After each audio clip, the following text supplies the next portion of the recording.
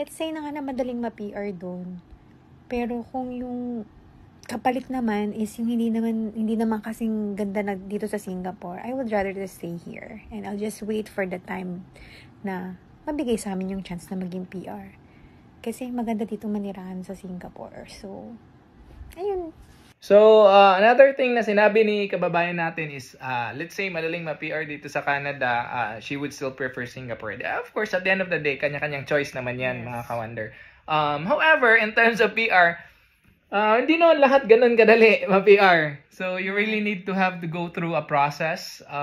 Kasi kagaya sa amin, it takes patience. Kasi kagaya sa amin, hindi pa naman kami PR. Perseverance. Yeah, hard work, perseverance. And with the Lord's guidance, if Lord will really give you the PR already, then God will really give you the PR. But at the moment, not yet. Yes. What we do on our end is to make sure that we provide the consistency sa trabaho. Yun yung best na mabibigay namin in return sa employer namin. And it's not that easy makuha yung PR. It's just that higher yung chances na makuha yung PR, hindi madali.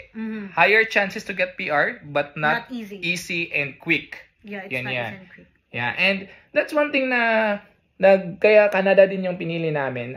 Especially ako, first time OFW ako.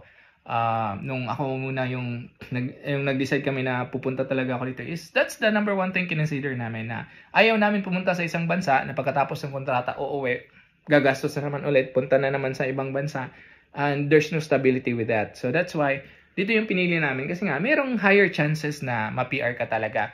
Kasi once na PR ka, hindi mo na problemain, uuwi ka, babalik ka ng Pilipinas pag natapos yung kontrata mo. Kasi pag na-PR ka, wala nang talagang number of contract. You can work as much as you want, as long as you want. Na wala kang iisipin na mapapauwi ka sa Pinas. Kasi you have the liberty. Kung uuwi ka man lang, for vacation? Yeah, for vacation na lang.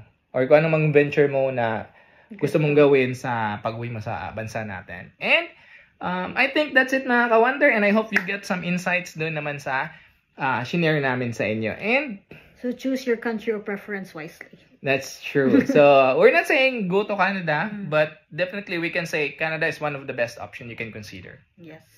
So, kita-kits. For families. For families, yeah. So, kita-kits mga ka-wonder sa susunod nating video.